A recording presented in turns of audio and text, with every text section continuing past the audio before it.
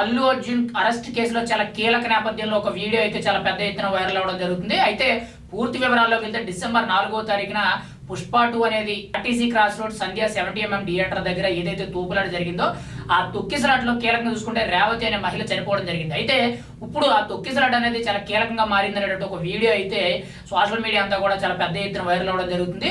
అయితే 9:15కి అంటే 9:16కి చాలా కీలకంగా చూసుకుంటే థియేటర్లో తొక్కిసలాట జరగడం వల్ల రేవతి గారు చనిపోయారని చెప్పి తనని ఆ తొక్కిసలాటలో చనిపోయిన రేవతి గారిని అయితే కొంతమంది ప్రేక్షకులు ఎవరైతే ఉన్నారో అక్కడికి వచ్చిన వాళ్ళు లోపల నుంచి బయటకు తీసుకురావడం జరుగుతుంది.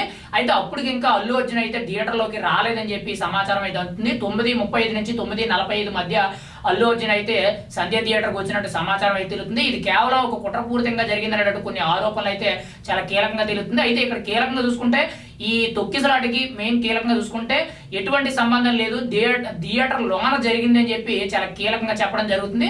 అయితే అప్పటికి కూడా అల్లు అర్జున్ ఇంకా థియేటర్ ప్రాంగణంలోకి ఇంకా రాలేదని చెప్పి చాలా కీలకంగా మనకైతే తెలుస్తుంది. ఆల్రెడీ సీసీటీవీ ఫుటేజ్ అనేది చాలా పెద్ద ఎత్తున వైరల్ అవడం జరుగుతుంది.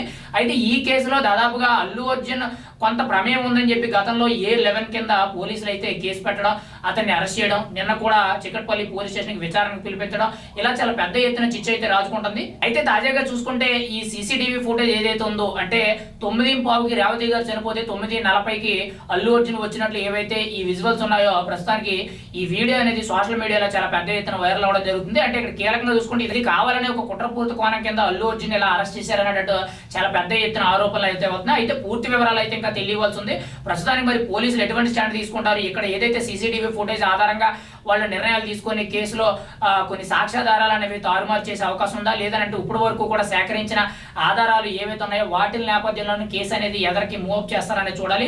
ఏదేమైనా సరే అల్లు అర్జున్ చుట్టూ కూడా చాలా పెద్ద ఎత్తున ఒక కుట్రపూరిత రాజకీయం జరుగుతుందని చెప్పి మనకు చాలా క్లియర్ కట్ గా తెలుస్తుంది. మరి దీని మధ్య ఎవరున్నారు ఏంటి అనేది మనకి అయితే తెలియవలసింది. ఏదేమైనా సరే ప్రస్తుతానికి చూసుకుంటే రేవతి సంఘటనకి అల్లు అర్జున్ థియేటర్లోకి రావక ముందే జరిగిందని చెప్పి చాలా కీలకంగా మనకు తెలుస్తుంది.